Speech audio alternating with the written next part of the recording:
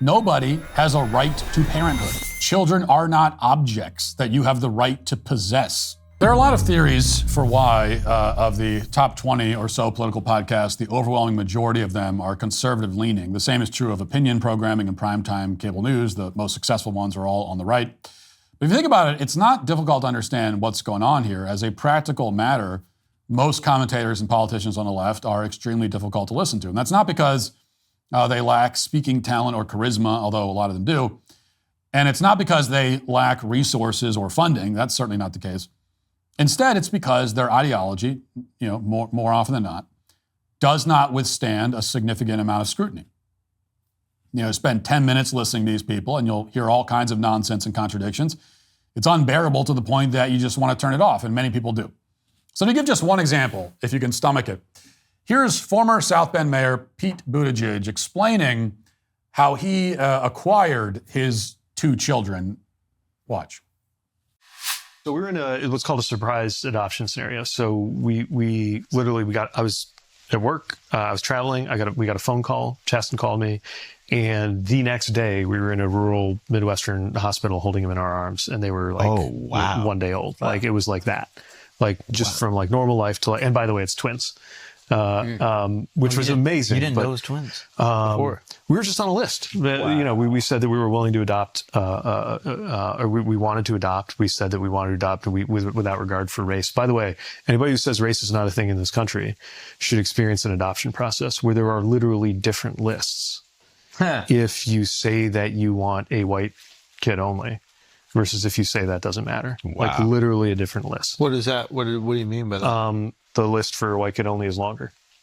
And not only that, there was actually a discount, or you didn't have to pay a deposit on the fee. Discounts. This is like how it works. Yeah. I couldn't believe it. So as you can tell, everybody on the set appears to be disturbed about the fact that, according to Pete Buttigieg, it's cheaper to acquire a black child than a child of another race.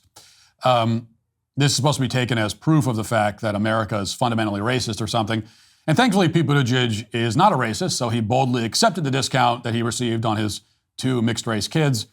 The implication is that in a true post-racial utopia, nothing like this would happen because black children would cost precisely the same amount as white children. But the reason this conversation is so unsettling, of course, has nothing to do with race. It's unsettling because a middle-aged gay man is talking about how he flew in from out of state to purchase children that he has nothing in common with so that he can raise them in a motherless home and use them as props for his political career. In other words, the real outrage is not that Mayor Pete got a discount for purchasing mixed-race children. The outrage is that he was able to do it in the first place. And you'd think that that would be an uncontroversial statement in post-Civil War America, but of course it's very controversial, even on the right. From the moment that the concept of gay parenthood first took off about a decade ago, social conservatives were met with derision for opposing the idea of men adopting children. But in the end, social conservatives have been proven to be 100% correct, as we have been about literally any other issue you can name. We have been right about everything. This is one of them.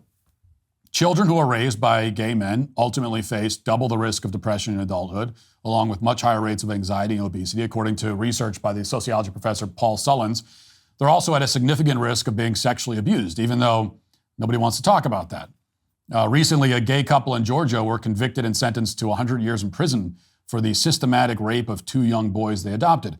Nobody at the adoption agency wanted to, or perhaps was legally allowed to, ask any serious questions about why 2 gay men are looking to adopt young boys. So the boys were sent to the home with no further questions and subjected to unimaginable torture as a result.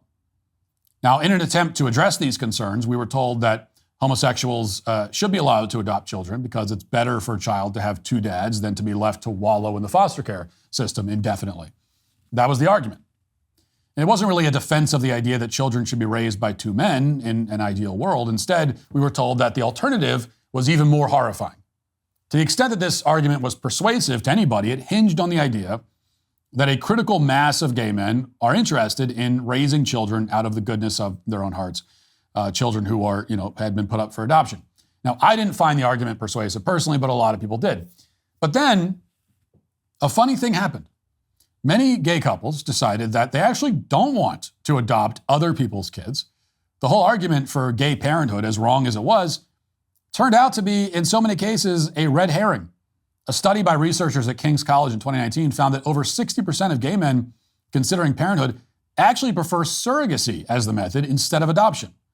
In recent years, that number has only increased. And in practice, this means that men are shopping for eggs as well as women to carry the children for them, looking for body parts to rent.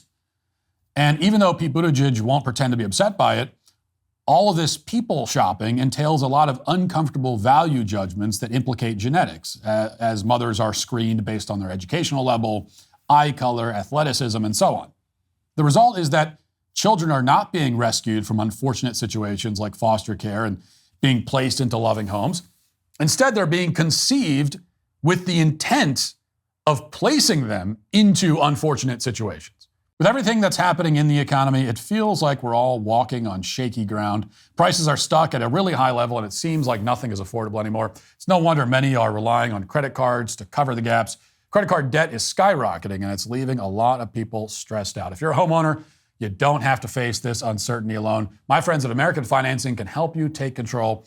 They can help you access the equity in your home to help you pay down the high-interest credit card debt, giving you peace of mind and real savings. On average, people just like you are saving $800 a month. Plus, they may close your loan in as little as 10 days.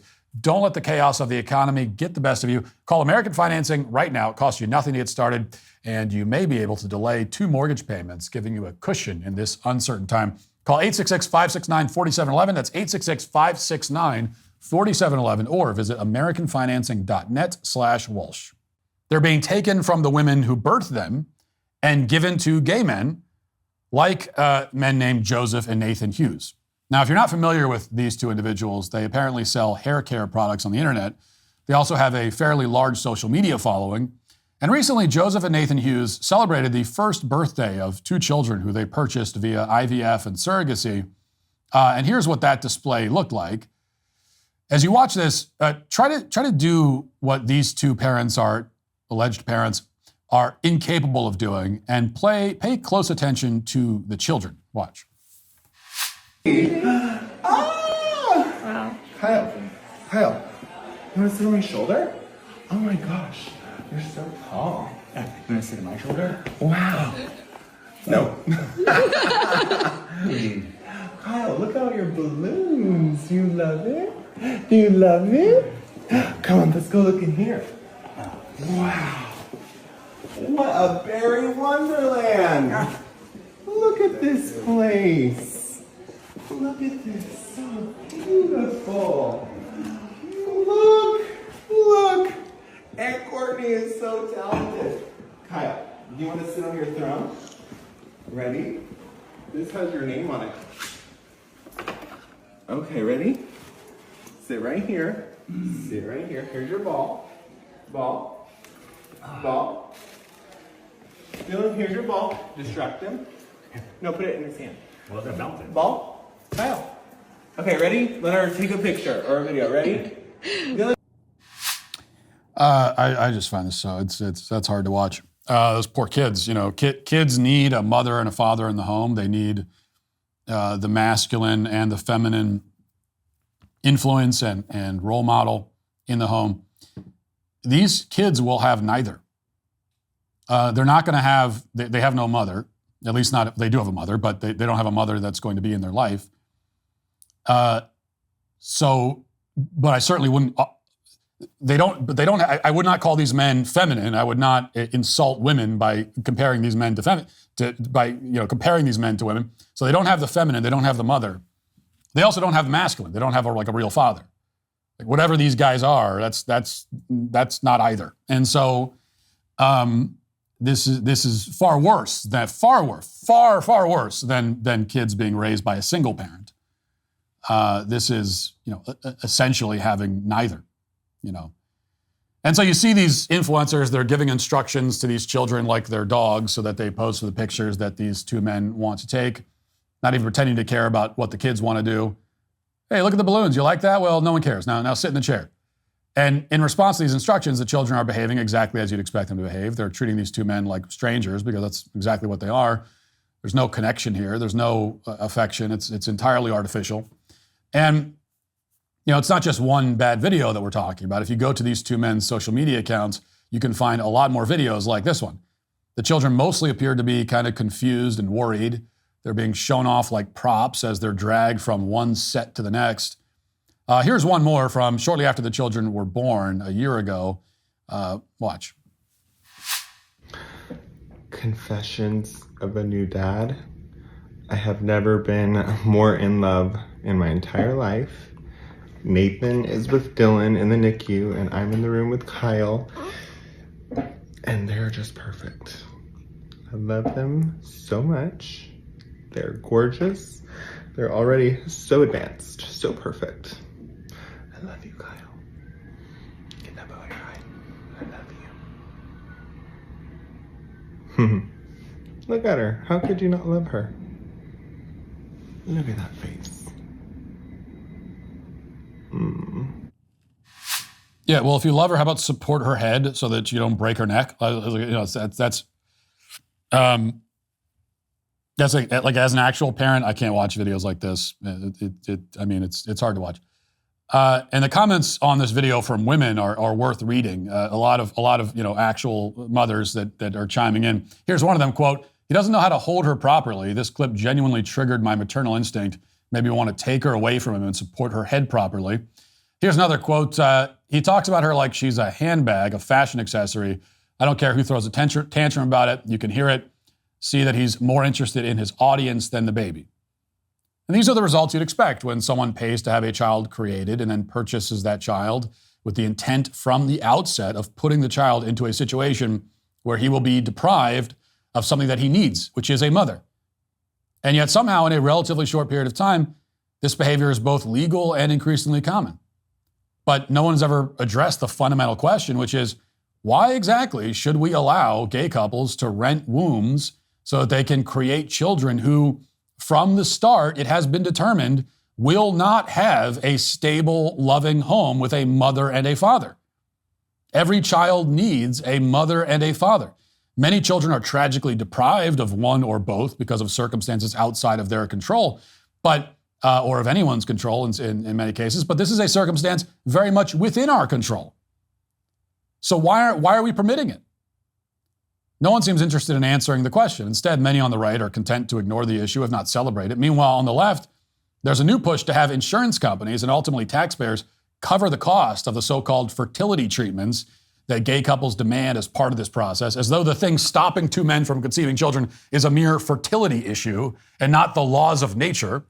As The Guardian puts it, the cost includes, quote, compensation for the egg donor, no less than $8,000, the egg donor agency fee, $8,000 to $10,000, the fertility clinic's bill, including genetic testing, blood tests, STD testing, and a psychiatric evaluation for all parties, sperm testing, egg extraction, insemination, the growing, selecting, freezing, and implementation of the resulting embryos, up to $70,000. Then there's the cost of a surrogate, where agency fees alone could stretch to $25,000, and the surrogates themselves could be paid a minimum of $60,000, close quote. It's a bit like reading the laundry list of expenditures that trans-identifying patients run up in the service of their fantasies. None of it should be legal, much less covered by insurance or the taxpayer. And that's certainly the case here as well. Surrogacy in general should be banned. Surrogacy in service to the narcissistic desires of, all male couples who claim that they have some sort of right to parenthood is the greatest abomination of all. Because nobody has a right to parenthood. Children are not objects that you have the right to possess. Those influencers in those videos, they don't have a right to those children. The children have a right to a mother and a father. They have a right to be children, not fashion statements or accessories or something much worse. Everyone knows that's true. It's why Pete Buttigieg's interview was so uncomfortable. It's why the videos of these influencers are so hard to watch. So much of modern leftism is trying to convince people to disregard their own instincts in the name of some alleged form of progress. But the reality of human biology cannot be suspended, which is why ultimately this madness will end, because it has to end. The only question is how many children will be harmed before that happens.